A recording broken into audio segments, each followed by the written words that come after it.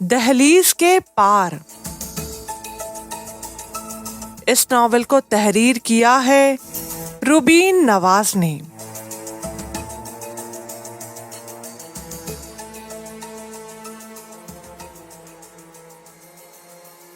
میرے پیارے دادا جان، آپ پریشان کیوں ہوتے ہیں؟ اس طرح تو آپ کی طبیعت خراب ہو جائے گی۔ دادا جان، زندگی میں دکھ اور سکھ دونوں ساتھ ساتھ ہی رہتے ہیں۔ آپ نے خود ہی چچا جان کو اس گھر سے نکال کر اتنی بڑی سزا دی ہے، اور پچھلے 25 سالوں سے آپ کو بھی چین نہیں آیا چچا کے بغیر۔ آپ فکر نہ کریں، میں خود انہیں گھر میں واپس لے کر آؤں گی۔ آپ نے بھی تو ان کے ساتھ کچھ اچھا سلوک نہیں کیا۔ ان کا قصور ہی کیا تھا آخر؟ بس یہی کہ انہوں نے اپنی پسند کی شادی کر لی تھی۔ بے شک وہ گوری تھی، لیکن تھی تو مسلمان نہ۔ دادا جی نم آنکھوں سے میری باتیں سننے میں مشغول تھے۔ میں صوفے سے اٹھ کر دادا کے جھولنے والی کرسی کے قریب چلی گئی، انہیں کندھوں سے پکڑتے ہوئے مزید حوصلہ دیا کہ وہ پریشان نہ ہوا کریں۔ میں خود ایک دن چچا جان اور ان کی فیملی کو واپس اس گھر میں لے کر آؤں گی، کیونکہ یہی ان کا اصلی گھر ہے۔ ترکی میں رہنا تو ان کی مجبوری ہے۔ کمرے کا دروازہ کھلا، آنٹی نصرت اندر داخل ہوئیں۔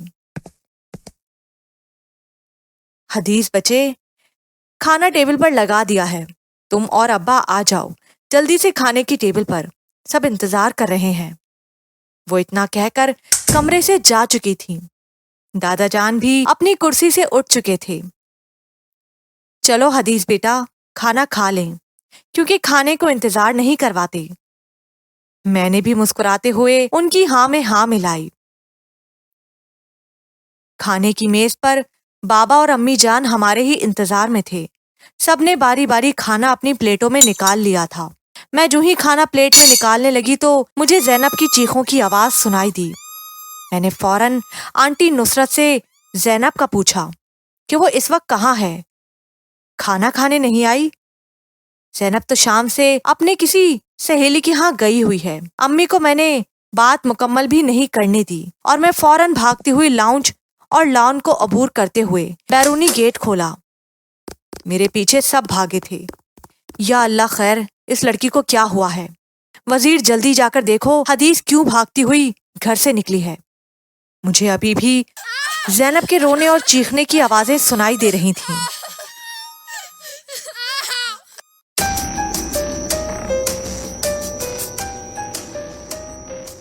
باہر کا موسم بہت سرد تھا۔ کچھ دیر کے لیے تو میرا جسم کانپنا شروع ہو گیا، لیکن میں نے سردی کو نظر انداز کرتے ہوئے ساتھ چچا کے گھر کی بیل بجائی۔ یہ گھر میرے سگے چچا کا نہیں تھا، بابا کے کزن اور دادا جان کے بھتیجے کا گھر تھا، اور اس پورے گھر میں سے صرف چچا اسماعیل اور ان کے 2 چھوٹے بیٹے عزیز اور عبید بہت اچھے تھے۔ باقی پورے گھر والے چلاک ٹولا تھے۔ کبھی کبھار میرا دل کرتا تھا باقی سارے گھر والوں کی ایک ہی لائن میں کھڑا کر کے کھلام کی کسی وادی میں دھکا دے ڈالوں، اور مجھے اس بات کا بھی یقین تھا کہ زینب اپنی کسی دوست کے گھر نہیں ہے بلکہ یہیں پر ہے۔ دروازہ اسماعیل چچا نے کھولا تھا۔ میں انہیں سلام کرتے ہوئے گھر کے اندر داخل ہو گئی۔ سارے مجھے اس طرح دیکھ کر ہکا بکا رہ گئے تھے۔ میں نے اونچی آواز سے زینب کو آوازیں دینا شروع کر دیں۔ حدیث میری بچی، کیا ہوا ہے؟ تم اتنے غصے میں کیوں ہو؟ چچی، آپ اپنی ظاہری مٹھاس اپنے ہی پاس رکھیں تو مہربانی ہوگی آپ کی۔ چچی بوکھلاتی ہوئی پیچھے ہٹ گئی تھی۔ بابا بھاگتے ہوئے مجھے بلانے آئے تھے۔ حدیث بیٹا، جلدی چلو، زینب گھر آ گئی ہے۔ عمیر فاتحانہ مسکراہٹ ہونٹوں پر سجائے سیڑھیاں اتر رہا تھا۔ اسے دیکھتے ہی میرا غصہ آسمان کو چھونے لگ گیا، لیکن میں نے بہت حد تک خود کو قابو میں رکھا۔ آؤ میری خوبصورت کزن، آج ہمارے گھر کیسے آنا ہوا؟ عمیر کے اس طرح بولنے سے میرا خون کھول اٹھا تھا۔ عمیر، ایک بات ذہن میں بٹھا لو، تمہیں تو میں چھوڑوں گی نہیں، ایسی سزا دوں گی کہ پوری عمر یاد رکھو گے۔ میں نے وارننگ دیتے ہوئے لہجے میں اسے یہ بات بولی تھی۔ ارے میری پیاری کزن، میں تو چاہتا ہوں کہ تم مجھے سزا دو۔ حدیث، تم کیوں ہر وقت میرے معصوم سے بھائی کے پیچھے پڑی رہتی ہو؟ کبھی بخش بھی دیا کرو اسے۔ نگینا میڈم، پہلے اپنے بھائی کے کرتوت تو دیکھو، پھر اسے معصوم کہنا۔ اس سے پہلے کہ میرا غصہ مزید آگ کی طرح بھڑکتا، میں اسے ایک اور وارننگ دیتے ہوئے وہاں سے نکل آئی تھی کہ زینب سے دور ہی رہے تو اچھا ہے، ورنہ انجام بہت برا ہوگا اس کے لیے۔ میرے وہاں سے ہٹنے کے بعد چچا اسماعیل کی آوازیں مجھے سنائی دے رہی تھیں۔ وہ شاید اپنے بیٹے کو سمجھا رہے تھے، اور چچی اپنے بیٹے کی حمایتی بنی ہوئی اسماعیل چچا کو ڈانٹ رہی تھیں۔ مجھے کبھی کبھی اسماعیل چچا پر ترس آتا تھا۔ وہ بہت نیک اور اچھے انسان تھے۔ بیوی بھی ان کو ایسی ملی جو اپنے دل میں نفرت اور بغض کے سوا رکھتی کچھ نہیں تھی۔ اس وجہ سے مجھے چچی ایک آنکھ نہ بھاتی۔ میں اسی سوچ میں گم گھر کی راہداری پار کر گئی۔ ذہن بس ایک ہی طرف اٹک کر رہ گیا تھا کہ اس درندے نے میری زینب کو کوئی نقصان نہ پہنچایا ہو۔ آنٹی نصرت اور زینب ہمارے گھر کے فرد ہی تھے، ہماری فیملی کا اہم حصہ تھے۔ دادی جان کے دور میں ہی یہ روایت چلتی آ رہی تھی۔ زینب کی دادی سے لے کر اب تک یہ لوگ ہمارے ہاں ہی قیام پذیر تھے۔ زینب کے بھائی اور ابا ہوٹل میں باورچی تھے، اور آنٹی نصرت گھر میں کھانا وغیرہ بناتی تھیں، اور ساتھ چھوٹے موٹے کاموں میں امی کا ہاتھ بٹا دیتی تھیں۔ زینب کی شکل میں مجھے ایک بہن مل گئی تھی۔ زینب 7ویں کلاس کی طالبہ تھی۔ 14 سال کی زینب اپنے چہرے پر خوبصورتی اور معصومیت سجائے جوانی کی طرف بڑھتی ہوئی پیاری سی لڑکی۔ مجھے زینب سے بہت پیار تھا، لیکن گھر کا ہی ایک درندہ اس کی طرف بری نگاہ رکھے ہوئے تھا۔ عمیر، وہ دن دور نہیں جب تم جیل کی سلاخوں کے پیچھے ہوگے، یہ بات یاد رکھنا۔ میں نے دل میں سوچتے ہوئے عمیر کو کئی طرح کے آل فال سنائے تھے، اور مجھے اس بات کی خوشی تھی کہ اس نے زینب کو کوئی نقصان نہیں پہنچایا تھا۔ لیکن ایک طرف سے یہ ڈر بھی تھا کہ آنے والے وقت میں مجھے زینب کا بہت سارا خیال رکھنا پڑے گا۔ اللہ تعالیٰ نے میرے دماغ کے اندر یہ بھی حس رکھی تھی کہ اگر کہیں کچھ غلط ہونے والا ہوتا تو مجھے فوراً اس چیز کا اندازہ ہونے لگ جاتا کہ کچھ غلط ہونے والا ہے، اور یہی وجہ تھی کہ مجھے بچپن ہی سے جاسوس یا ایک پولیس آفیسر بننے کا شوق تھا، اور بہت جلد میرا یہ خواب پورا ہونے والا ہے انشاءاللہ۔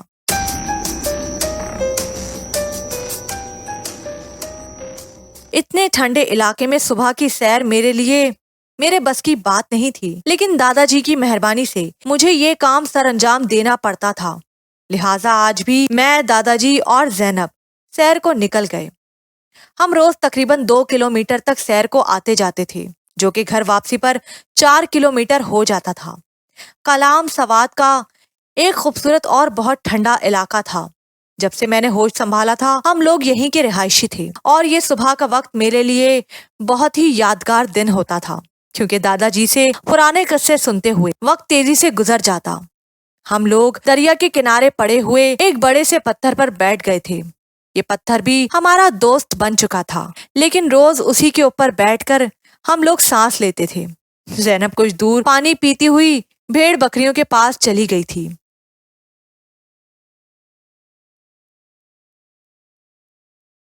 لیکن ایک طرف سے یہ ڈر بھی تھا کہ آنے والے وقت میں مجھے زینب کا بہت سارا خیال رکھنا پڑے گا۔ اللہ تعالیٰ نے میرے دماغ کے اندر یہ بھی حس رکھی تھی کہ اگر کہیں کچھ غلط ہونے والا ہوتا تو مجھے فوراً اس چیز کا اندازہ ہونے لگ جاتا کہ کچھ غلط ہونے والا ہے، اور یہی وجہ تھی کہ مجھے بچپن ہی سے جاسوس، ڈیٹیکٹیو یا ایک پولیس آفیسر بننے کا شوق تھا، اور بہت جلد میرا یہ خواب پورا ہونے والا ہے انشاءاللہ۔ اتنے ٹھنڈے علاقے میں صبح کی سیر میرے بس کی بات نہیں تھی، لیکن دادا جی کی مہربانی سے مجھے یہ کام سر انجام دینا پڑتا تھا، لہٰذا آج بھی میں، دادا جی اور زینب سیر کو نکل گئے۔ ہم روز تقریباً 2 کلومیٹر تک سیر کو آتے جاتے تھے، جو کہ گھر واپسی پر 4 کلومیٹر ہو جاتا تھا۔ کلام سوات کا ایک خوبصورت اور بہت ٹھنڈا علاقہ تھا۔ جب سے میں نے ہوش سنبھالا تھا ہم لوگ یہیں کے رہائشی تھے، اور یہ صبح کا وقت میرے لیے بہت ہی یادگار دن ہوتا تھا، کیونکہ دادا جی سے پرانے قصے سنتے ہوئے وقت تیزی سے گزر جاتا۔ ہم لوگ دریا کے کنارے پڑے ہوئے ایک بڑے سے پتھر پر بیٹھ گئے تھے۔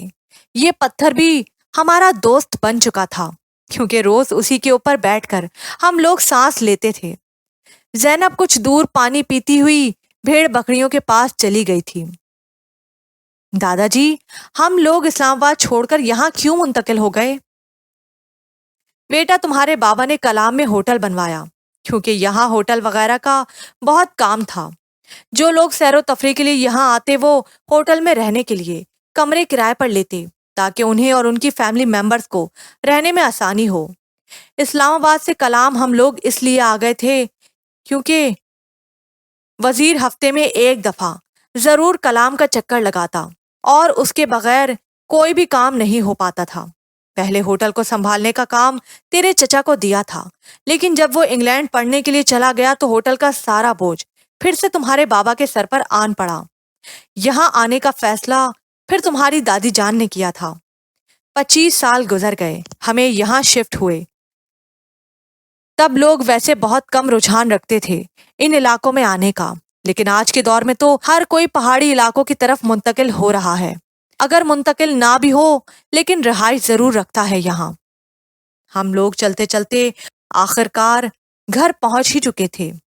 چلتے چلتے دادا جی میری طرف متوجہ ہوئے۔ حدیث بیٹا، چست ہو جانا چاہیے اب تمہیں، کیونکہ ٹریننگ تمہاری بہت سخت ہوگی۔ میں نے ہنستے ہوئے دادا جان کی بات گول مول کر دی تھی۔ مجھے کچھ خود بھی پولیس کی نوکری کرنے کا شوق تھا یا پھر جاسوس بننے کا، اور میرے دادا جان کی بھی یہی خواہش تھی۔ اللہ اللہ کر کے میں اس کام میں کامیاب ہو چکی تھی۔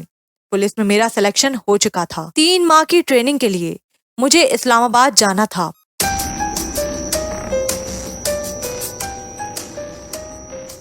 گھر داخل ہوتے ہی میں نے بابا کو سلام کیا جو ناشتے کی ٹیبل پر ہم لوگوں کے منتظر تھے۔ ہمیں دیکھتے ہی بابا فوراً بولے، آ گئے آپ لوگ؟ میں آپ لوگوں کے ہی انتظار میں تھا۔ کیوں وزیر پتر، سب خیریت ہے جو آج کچھ خاص انتظار میں تھے؟ جی دادا جان، پوچھا ابا جی، سب خیریت ہی ہے، بلکہ خوشی کی خبر ہے۔ حدیث 2 ماہ کی ٹریننگ کے بعد ڈائریکٹ دبئی جائے گی کیونکہ اس کی ڈیوٹی دبئی میں لگائی گئی ہے۔ کرنل صاحب کی کال بھی آئی ہوئی تھی۔ مجھے کل رات کو وہ کہہ رہے تھے کہ حدیث سے بات کروا دیں۔ بابا کی ساری بات سن کر میں نے جواب دیا، اچھا بابا، آج میں انہیں خود فون کر لوں گی۔ امی اور انٹی کھانا ٹیبل پر لگا چکی تھیں۔ زینب جلدی ناشتہ کرو، اسکول کے لیے دیر ہو رہی ہے۔ اچھا آپی، جلدی تو کر رہی ہوں۔ اب میں کوئی الادین کا جن تھوڑی ہوں کہ فوراً کھا جاؤں سب کچھ۔ زینب کی اس بات پر مجھے ہنسی آ گئی۔ میں بولی، اچھا تو یہ بات ہے، کیا تم نے الادین کا جن دیکھا ہے جو ایسا کہہ رہی ہو؟ اس سے پہلے میں زینب کو مزید تنگ کرتی، امی نے مجھے روک دیا کہ چھوٹی ہے، تم سے نہ زیادہ تنگ کیا کرو اسے۔ میں مسکراتے ہوئے ناشتہ کرنے میں مصروف ہو گئی کیونکہ زینب کو مجھے ہی اسکول چھوڑنے جانا تھا۔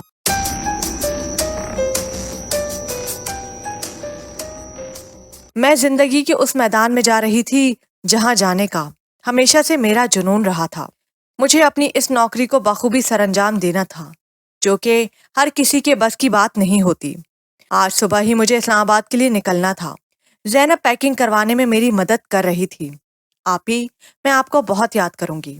آپ کے بغیر میرا اکیلے گھر میں کیسے دل لگے گا؟ زینب میری پیاری بہن، اب تمہیں میرے بغیر رہنے کی عادت ڈالنی ہوگی، کیونکہ اب میری زندگی میں بس سفر ہی رہنا ہے۔ خدمت خلق میری زندگی کا ایک اہم کردار بن کر رہے گا، اور میں ہر وہ کوشش کروں گی جس سے انسانوں کی زندگیوں میں خوشیاں لا سکوں۔ میرے اللہ نے مجھے یہ کام سونپا ہے اور اسے میں ہر کوشش سے پورا کروں گی۔ یہی میری زندگی کا مقصد ہے۔ دادا جان نے مجھے ڈھیر ساری دعاؤں سے نوازا تھا۔ اللہ تعالیٰ ہر مشکل میں بھی میری بیٹی کے لیے آسانیاں پیدا کرے۔ بابا اور آنٹی سے ملنے کے بعد امی کی جب ملنے کی باری آئی تو وہ باقاعدہ رو پڑی تھیں۔ میری لاڈلی ماں روتے ہوئے، مجھے بھیجنے کا ارادہ ہے آپ کا؟ میں امی کا موڈ اچھا کرنے کے لیے انہیں تنگ کرنے لگ گئی تھی۔ انہوں نے مسکراتے ہوئے مجھے اپنے گلے لگایا، آیتیں پڑھ کر مجھ پر پھونکے ماری۔ میں نے اپنی ماں کی چمکتی ہوئی پیشانی کو چوما اور زینب کی طرف بڑھ گئی جو الگ تھلگ منہ لٹکائے کھڑی تھی۔ زینب کو پیار سے گلے لگاتے ہوئے میں نے بہت ساری نصیحتیں کی تھیں جو اس کے لیے بہت ضروری تھی۔ الوداعی دعاؤں کے ساتھ مجھے میرے گھر والوں نے رخصت کیا تھا۔ گاڑی تک جاتے ہوئے مجھے اسماعیل چچا کی یاد ستائی۔ سوچا ان سے بھی ملتی ہوئی جاؤں۔ دادا جان اور بابا مجھے باہر گاڑی تک چھوڑنے آئے تھے۔ ان کو پوچھتے ہوئے میں نے چچا کے گھر کا رخ کیا ہی تھا کہ وہ مجھے گیٹ سے باہر نکلتے ہوئے نظر آ گئے۔ میں خود ہی ان کی طرف بڑھ گئی۔ وہ چہرے سے مجھے کچھ پریشان دکھائی دے رہے تھے۔ مجھے دیکھتے ہی ان کے چہرے پر خوشی دوڑ گئی۔ ان سے ملنے کے بعد اور دعائیں لینے کے بعد میں نے ان سے پوچھا، چچا جان کیا بات ہے؟ آپ کچھ پریشان دکھائی دے رہے ہیں۔ ان کی آنکھوں میں آئی ہوئی تازہ نمی مجھ سے چھپ نہ سکی تھی۔ حدیث میری بیٹی، میں صرف اتنا کہوں گا، عمیر بے شک میرا بیٹا ہے، لیکن اس کی صحبت نے اسے بہت حد تک بگاڑ کر رکھ دیا ہے۔ خاص طور پر اس کے گھٹیا کاموں پر نظر رکھنا۔ میرے بعد میرے گھر والوں کا خیال رکھنے کے لیے تم لوگ ہی ہو بس، جن پر میں امید رکھ سکتا ہوں۔ ایک جوان بیٹی کا باپ ہوں اور زندگی کا کوئی بھروسہ نہیں۔ چچا آپ پریشان نہ ہوں، سب کچھ ٹھیک ہو جائے گا۔ انہیں خدا حافظ کہہ کر بابا اور دادا جان کو دیکھتے ہوئے میں گاڑی میں بیٹھ گئی تھی۔ میرے دماغ میں بہت سارے خیالات اور وہمیں رقص کرنے لگے تھے۔ چچا اسماعیل کا مرجھایا ہوا چہرہ، ان کی پریشانی، سب کچھ میرے ارد گرد غبار کی شکل میں اڑ رہا تھا۔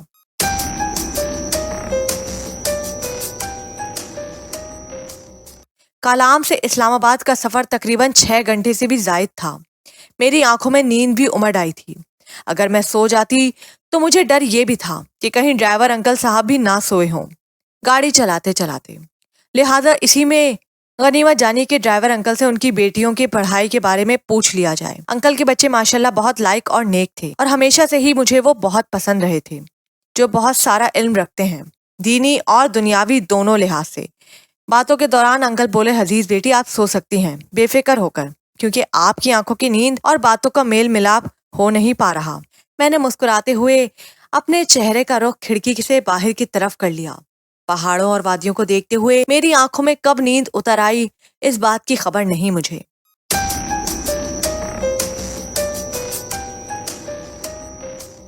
اسلام آباد ٹریننگ اکیڈمی پہنچتے ہوئے مجھے اندازہ ہوا تھا کہ نیند سے اب میرا رشتہ بہت کم رہ جانا ہے، بلکہ نہ ہونے کے برابر۔ اکیڈمی میں تقریباً میری ہر ایک سے جان پہچان ہو چکی تھی۔ ٹریننگ کے اصول بہت سخت تھے، لیکن ٹریننگ کے بعد ہمیں ہر طرح کی آزادی میسر تھی، لیکن ایک حد میں رہ کر۔ ارم اور خدیجہ سے میری بہت دوستی ہو چکی تھی۔ ان دونوں کا تعلق اسلام آباد سے ہی تھا۔ حدیث، تم نے دبئی پولیس کو جوائن کرنے کا فیصلہ کیوں کیا ہے، جبکہ پاکستان میں رہ کر ہمیں اتنی اچھی پوسٹ مل سکتی ہے؟ میں ان کو بتاتے بتاتے رک گئی۔ مجھے کرنل صاحب کی وہ بات یاد آ گئی کہ اپنی اس پوسٹ کو صرف اپنے تک رکھنا۔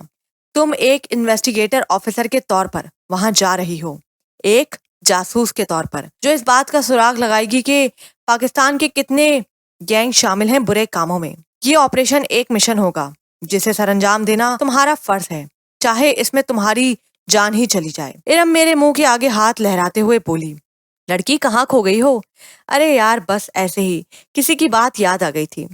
وہاں نوکری میں اپنی مرضی سے کر رہی ہوں۔ مجھے پاکستان کے بجائے دبئی میں نوکری کرنے کا شوق ہے، اس لیے میں نے اپنی پوسٹ دبئی کی سلیکٹ کی۔ اچھا چلو چھوڑو ان باتوں کو، چلو کینٹین چلتے ہیں، ویسے بھی مجھے بھوک کا احساس ہو رہا ہے۔ ہم تینوں نے ایک ساتھ چلتے ہوئے کینٹین کا رخ کیا۔ کلاس میں جاتے ہوئے ارم مجھے تنگ کرنے لگی۔ حدیث، کبھی غور کیا ہے تم نے، یہ سینئر آفیسر جو ہمیں کلاس میں لیکچر دیتے ہیں، ان کا دھیان بار بار تمہاری طرف ہی رہتا ہے۔ مجھے اس ارم کی اس نادان حرکت پر بہت ہنسی آئی۔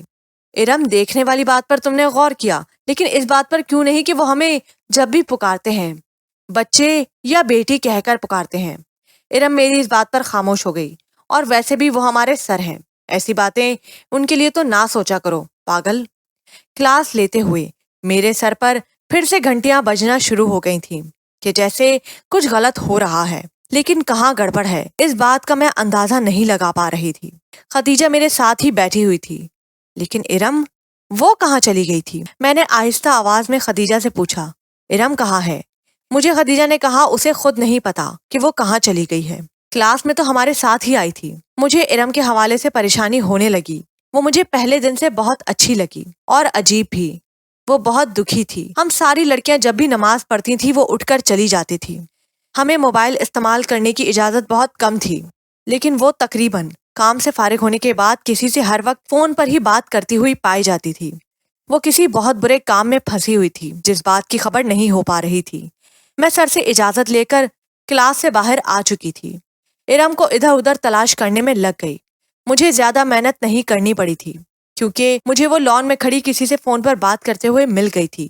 اس کی میری طرف کمر تھی جس کی وجہ سے وہ مجھے دیکھ نہیں پائی تھی۔ ہاں تم فکر مت کرو، میں تمہیں ہر بات کی معلومات دیتی رہوں گی۔ مجھے ارم کی کہی ہوئی اس بات پر بہت حیرت ہوئی تھی۔ آخر کس بات کی معلومات اکٹھی کرنے میں لگی ہوئی ہے یہ لڑکی؟ وہ شاید میرے یہاں ہونے کو محسوس کر گئی تھی۔ فوراً پیچھے کی طرف پلٹی۔ حدیث، تم یہاں کیا کر رہی ہو؟ اس کے چہرے پر ہوائیاں اڑ کر رہ گئی تھیں۔ شاید وہ ڈر گئی تھی۔ میں تو باہر پانی پینے کے لیے آئی تھی، تمہیں یہاں کھڑے دیکھا تو آ گئی۔ تم کلاس سے اچانک غائب کیوں ہو گئی تھی؟ وہ دراصل میرے گھر سے کال آ گئی تھی، میں وہ سننے کو آئی تھی۔ چلو کلاس میں چلتے ہیں۔ وہ ڈری اور سہمی ہوئی میرے آگے آگے چلنے لگی، لیکن میری سوئی ارم کی اس بات پر اٹک کر رہ گئی تھی۔ وہ کس سے بات کر رہی تھی؟ آخر کس کو وہ معلومات دیتی رہتی ہے؟ کیسی معلومات؟ ایسی کیا بات ہے جو مجھے دیکھ کر وہ اتنا سہم گئی تھی؟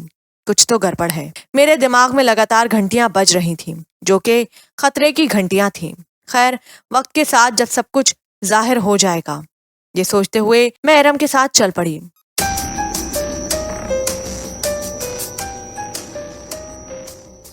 حدیث، یہ تم ہر وقت منہ کے اندر کیا پڑتی رہتی ہو؟ میں نے ارم کے اس سوال پر اس کے چہرے کی طرف دیکھا۔ وہ ایک خوبصورت لڑکی تھی لیکن مجھے شش و پنج میں ڈال گئی تھی۔ اس کی ظاہری خوبصورتی اس کے اندر کی میل کو ختم نہیں کر سکتی تھی۔ مجھے اس کے سوال کا جواب آخرکار دینا پڑا۔ میں منہ کے اندر ہر وقت درود پاک پڑھتی رہتی ہوں۔ وہ کیا ہوتا ہے؟ وہ بے دھیانی میں یہ فقرہ بول گئی تھی، جس کے بعد وہ اس فقرے کو چھپانے میں صفائیاں پیش کر رہی تھی۔ اوہ سوری، میرا دھیان کہیں اور تھا۔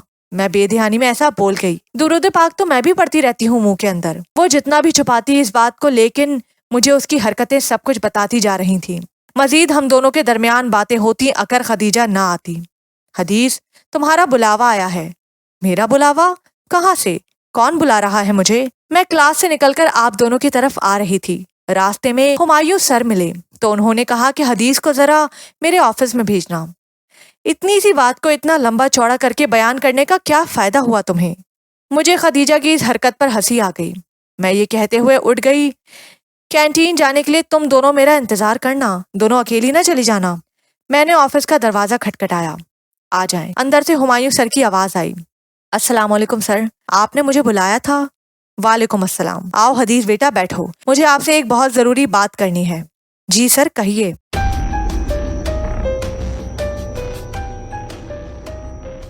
ہمایوں سر کے ساتھ آج مجھے ایک اور مجلس میٹنگ میں شرکت کے لیے جانا تھا۔ بقول ان کے یہ مجلس ان کے کسی آفیسر دوست کے گھر تھی اور مجھے موقع دیکھ کر سب کچھ سر کو بتانا تھا، اور بتانے والے کام کو مجھے جلد سے جلد سر انجام دینا تھا۔ میں فوراً سے تیار ہو کر ہاسٹل سے ہمایوں سر کے آفس کے لیے نکل گئی۔ ہوٹل کے باہری گیٹ پر آج اصلی والے چچا غفور بیٹھے ہوئے تھے۔ انہیں دیکھتے ہی میں نے مسکرا کر سلام کیا۔ انہوں نے بہت خوبصورتی سے میرے سلام کا جواب دیا، جیسے وہ بھی کل والے معاملے کو جانتے ہوں۔ ہوٹل سے ٹریننگ اکیڈمی کچھ ہی فاصلے پر تھی۔ آج موسم بھی خوشگوار تھا، بہت تیز ہوائیں چل رہی تھیں۔ ایسا محسوس ہو رہا تھا جیسے بارش ابھی برسنا شروع ہو جائے گی۔ پرندے آسمانوں میں اپنے پر پھیلائے جھوم رہے تھے۔ میں نے تیز قدموں سے چلنا شروع کر دیا تھا کیونکہ بارش شروع ہو گئی تو اکیڈمی جاتے ہوئے بھیگ جانا تھا۔ خدیجہ سے مجھے ملے کافی دن ہو گئے تھے۔ میرا من اس سے اداس ہو گیا تھا۔ پتہ نہیں وہ بھی جان پائی ہوگی ارم کی اصلیت کے نہیں۔ خدیجہ بہت معصوم اور اچھی لڑکی تھی، لیکن ہمایوں سر کے روکنے کی وجہ سے میں کسی کو نہیں مل پا رہی تھی۔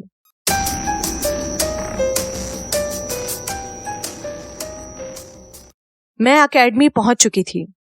گیٹ کی طرف بڑھتے ہوئے میری نظر ارم پر پڑی۔ وہ موبائل فون پر کسی کے ساتھ باتوں میں مصروف تھی۔ اس کے ہاتھ میں موبائل دیکھ کر مجھے حیرانی نہیں ہوئی تھی، کیونکہ جس طرح کے گھٹیا کام میں وہ ملوث تھی، یہ سب کچھ اس کے لیے نارمل تھا۔ موبائل فون کا استعمال وہ اکیڈمی سے باہر آ کر اس لیے کر رہی تھی کہ کسی کو خبر نہ ہو جائے۔ خیر، اسے نظر انداز کرتے ہوئے میں گیٹ سے اندر داخل ہو گئی۔ بہت کوشش کی کہ خدیجہ کہیں نظر آ جائے، لیکن میری کوشش ناکام رہی۔ میں سیدھی ہمایوں سر کے آفس چلی گئی۔ दरवाजा खटखटाकर मैं अंदर दाखिल हो गई। सलाम के जवाब के बाद उन्होंने मुझे बैठने को कहा, लेकिन मैं कैसे बैठती? पिछले एक हफ्ते से जितनी बातें इकट्ठी की हुई थी मैं उन्हें बताए बगैर कैसे कुर्सी पर बैठ सकती थी। सर मेरी तरफ देखते हुए बोले, हदीस क्या हुआ, कोई परेशानी है क्या? जी सर, बहुत ज्यादा परेशानी खाई जा रही है मुझे। जब तक परेशानी आपसे शेयर ना की तो मुझे सुकून नहीं होगा। वैसे भी इस परेशानी को छुपाकर मैं अपनी ड्यूटी की खिलाफ वर्जी करूंगी। सर कुछ सोचते हुए फौरन बोले, ऐसी बात है तो चलो फिर वहां ऑफिसर के घर ही जाकर इस बारे में बात करते हैं।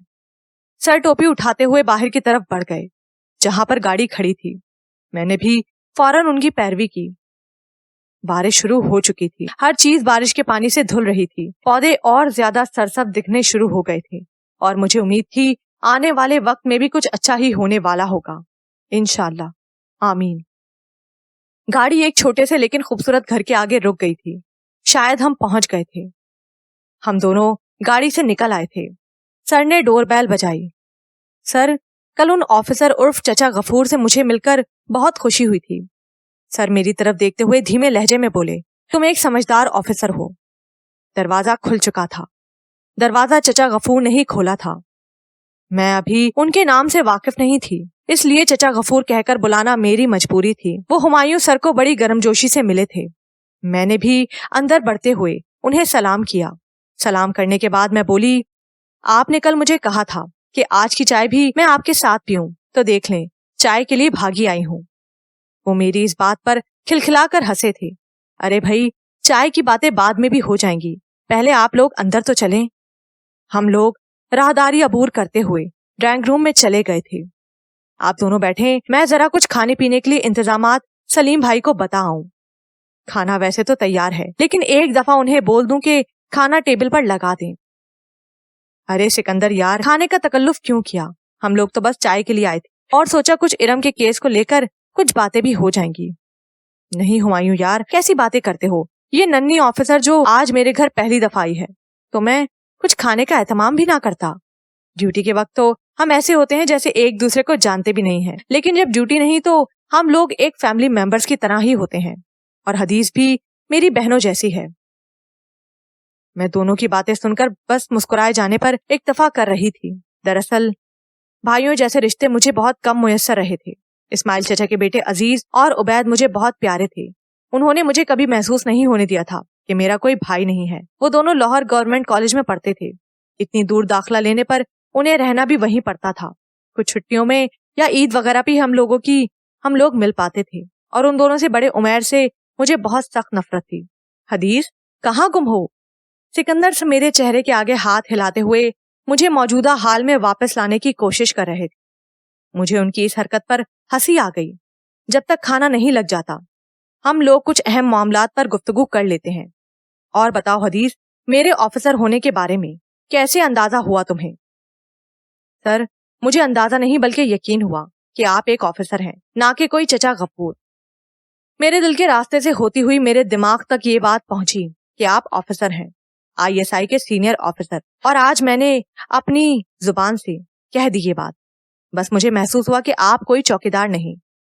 सर, अब मैं आपको कैसे बताऊं कि मेरा दिल मेरा बहुत बड़ा दोस्त है और मेरा दिल रास्ता बनाता हुआ मेरे दिमाग को बता देता है, चाहे कोई अच्छी बात होने वाली हो या बुरी। और सबसे बढ़कर दिल बहुत पाक है क्योंकि उसमें अल्लाह रहता है और मेरा अल्लाह ही इस काम को समझने में मेरी मदद करता है। ये सब कुछ मुझे दिल में ही कहना था, लिहाजा मैंने दिल में ही कहा था।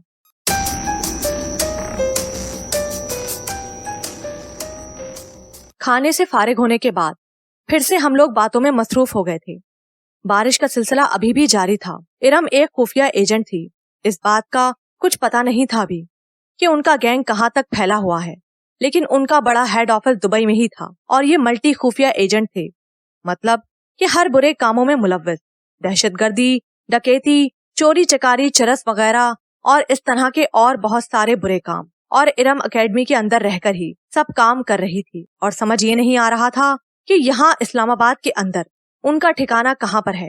हुमायूं सर की इस सारी बात के दौरान मैं अब बोली थी, मुझे पता है कि उनका ठिकाना कहाँ पर है। सिकंदर सर, जब कल मैंने आपको कहा कि मुझे ऐसे लग रहा है जैसे जमीन के नीचे कुछ ठक ठक की आवाजें आ रही हैं, ان کا ٹھکانہ ہمارے ہاسٹل کی پچھلی سائڈ سے لے کر باہری گیٹ تک ہے، کسی سرنگ کی طرح۔ دونوں آفیسرز کے دماغ کی سرخ بتیاں جل اٹھی تھی، خوشی کی لہریں ان کے چہرے پر صاف دکھائی دے رہی تھیں۔ اوئے ہماری ننھی کھوجی، تم ماشاءاللہ بہت ذہین ہو، ایسا بھی ہو سکتا تھا، ہم نے سوچا ہی نہیں، واہ ایکسیلنٹ۔ سر ہمیں جتنی جلدی ہو سکے وہاں چھاپا مارنا چاہیے، کیونکہ کسی بھی وقت کچھ بھی ہو سکتا ہے۔ ہم انہی باتوں میں مصروف تھے کہ سکندر سر کے شیف سلیم بھاگتے ہوئے اندر آئے۔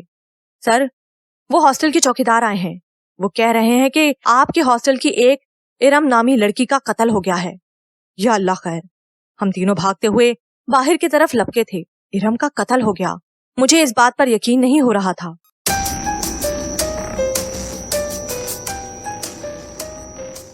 آج میرا پیپر تھا، پیپر میرا دوسری نشست میں تھا، یعنی کہ سیکنڈ ٹائم۔ مجھے لگا تھا پیپر دینے کے لیے مجھے لاہور جانا پڑے گا، لیکن ایسا کچھ بھی نہیں ہوا تھا۔ میرا امتحان اسلام آباد میں ہی ہو رہا تھا۔ مجھے ارم کی بہت یاد آ رہی تھی۔ وہ مسلمان نہیں تھی، لیکن اپنی موت سے ایک ہفتہ پہلے وہ اسلام قبول کر چکی تھی۔ اس کا میرے کمرے میں چھوڑا ہوا وہ خط مجھے یاد آ رہا تھا۔ اس نے خط میں سب کچھ لکھ دیا تھا کہ وہ اسلام قبول کر چکی ہے۔ اس نے یہ بھی لکھا تھا کہ میرے اسلام قبول کرنے کے بعد جب میں نے برے کام میں ملوث ہونے سے انکار کیا تو مجھے دھمکی آمیز کالز اور پیغامات موصول ہونے لگ گئے تھے، اور شاید اس کے قتل کی سب سے بڑی وجہ بھی یہی تھی۔ میری آنکھوں سے آنسو بہنا شروع ہو گئے تھے۔ ارم نے کتنے صاف اور پاک دل سے مجھے خط لکھا تھا۔ اس نے یہ بھی لکھا ہوا تھا، حدیث، میں بھی اب درود پاک پڑھتی ہوں، اور اسے پڑھنے سے مجھے اندازہ ہوا کہ درود ابراہیمی سے کتنا دل کو سکون ملتا ہے۔ میرے دل کو بھی ایسا ہی سکون ملتا ہے۔ ارم، مجھے اس بات کا یقین ہے کہ اللہ تم سے بہت خوش ہے، بہت زیادہ، کیونکہ تمہیں دنیا میں ہی اللہ نے توبہ کرنے کا موقع دیا، اور اس کے بعد موت بھی شہداء والی ملی۔ تم شہید ہوئی ہو، اللہ تعالیٰ بہت خوش ہے تم سے، اور میں وعدہ کرتی ہوں زندگی ہوئی تو تمہارے قاتل کو چھوڑوں گی نہیں۔ ارم کو یاد کرتے ہوئے آنسو میری آنکھوں سے مسلسل جاری تھے۔ ہاسٹل کے نیچے بنائی گئی سرنگ سے کافی ناجائز اسلحہ برآمد ہوا تھا، اور کچھ خفیہ ایجنٹ بھی ملے تھے، غیر ملک کے جو پکڑے گئے تھے۔ ان میں سے 3 لوگ فرار ہو گئے تھے موقع واردات سے پہلے ہی، جن میں سے ایک ارم کا قاتل بھی تھا، جسے میں کبھی نہیں چھوڑوں گی۔ اس درندہ صرف انسان کو سزا دلوا کے چھوڑوں گی۔ میں اپنے آنسو صاف کرتی ہوئی کمرہ امتحان میں چلی گئی تھی۔